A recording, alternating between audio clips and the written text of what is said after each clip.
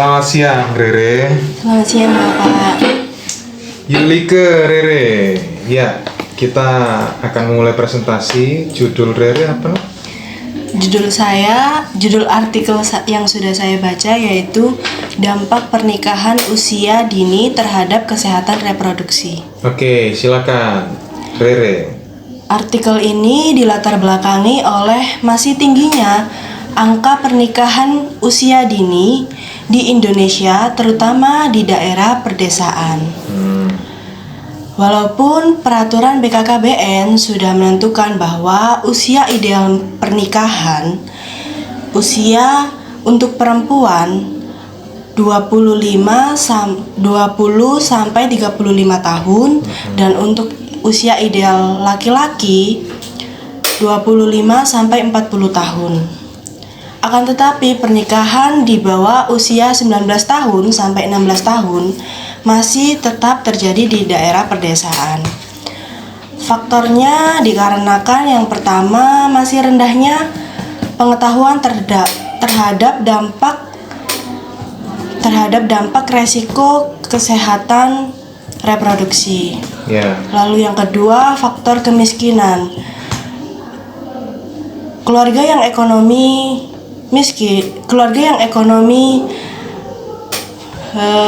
kurang mampu beranggapan bahwa menikahkan anaknya dapat mengurangi beban ekonomi mereka.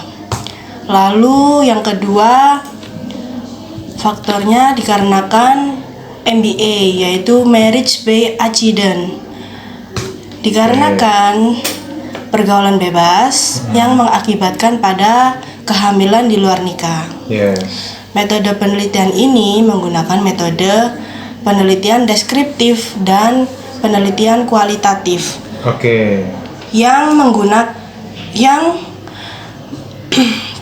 Yang digunakan untuk menentukan kondisi, sistem pemikiran, dan peristiwa yang terjadi pada masa sekarang. Lalu hasil pembahasan yang sudah saya dapat yaitu yang pertama, masalah reproduksi. Masalah reproduksi, jika anak usia 19 tahun sampai 16 tahun ke bawah, perempuan sudah mengalami yang namanya kehamilan, maka akan setelah persalinan nanti bisa terjadi kanker serviks atau kanker leher rahim. Lalu usia 19 tahun ke bawah sampai 16 tahun masih sangat dibutuhkan hemoglobin karena hemoglobinnya masih rendah, di bawah 10 atau 9 biasanya. Maka dari itu jika usia segitu sudah mengalami kehamilan, maka pada saat kehamilan bisa terjadi resiko anemia. Lalu yang masalah kedua yaitu masalah psikologisnya. Masalah psikologisnya, suami istri yang menikah di usia 19 tahun sampai 16 tahun ke bawah masih belum siap mental mereka untuk menjalani rumah tangga.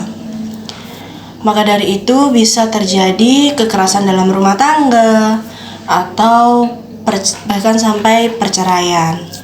Lalu faktor yang ketiga dikarenakan hasil masalah yang ketiga yaitu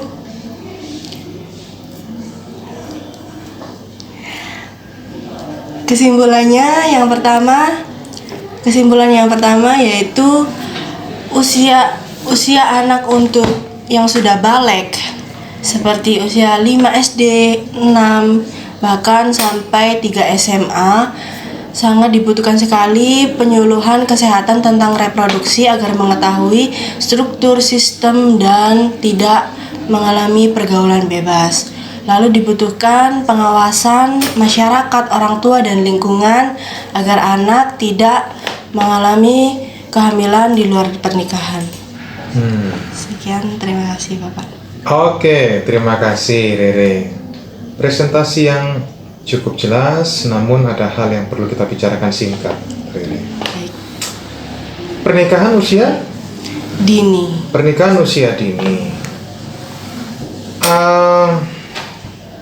terlepas dari berbagai macam pro dan kontra ya, saya harus menyampaikan bahwa orang tua itu juga memiliki andil peran untuk terjadinya, saya bilang, kasus pernikahan usia dini.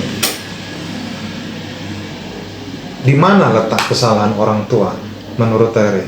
Kok bisa terjadi pernikahan usia dini? Kalau menurut Rere apa? Dikarenakan rendahnya pendidikan mereka Pendidikan. dan juga faktor putus sekolah karena Putus. pergaulan bebas, pengawasan yang kurang. Oke, saya melihat ada sesuatu yang sensitif namun perlu saya luruskan ya. Persoalan ekonomi sekali lagi bukan satu-satunya menjadi penyebab ya. Jadi kalau menurut saya bisa jadi orang tua yang memiliki pendapatan cukup justru berpotensi juga mengalami kejadian serupa ketika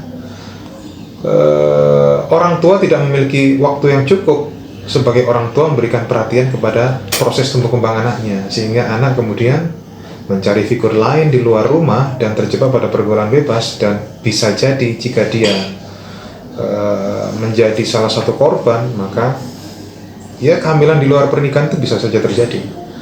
Jadi jangan disalahartikan persoalan ekonomi ya, bisa jadi karena memang ekonomi itu menjadi bagian salah satunya, tapi bukan menjadi faktor utama. Karena ekonomi dari keluarga yang cukup juga bisa terdampak persoalan kasus seperti ini gitu. Jika Rere mendapati pasien Rere kelak sebagai seorang bidan adalah pasien yang berasal dari latar belakang pendidikannya bagus, keluarganya bagus, tapi ternyata dia menikah di umur 15 tahun misal, apa yang mau Rere kasih tahu kepada pasien itu? Tentunya setelah melakukan persalinan, Rere akan mengedukasi bahwa harus segera melakukan pemasangan kontrasepsi agar tidak terjadinya kehamilan lagi. Mengatur rentang atau jarak kehamilan jarak ya. kehamilan. Yes, bukan tidak boleh hamil lagi. Boleh hamil, Boleh. karena hamil itu adalah hak asasi manusia untuk menjaga eksistensi manusia di muka bumi. Tapi harus dikendalikan sedemikian rupa agar tidak terlalu dekat jaraknya. Gitu ya. Oke, thank you Rere. Presentasi yang luar biasa. Terima kasih. Terima kasih. Ya, Bapak. terima kasih Terima sudah kasih. presentasi luar biasa. Ya, Mari. silakan. Oke, terima kasih. Melanjutkan tugas berikutnya. Baik, Bapak.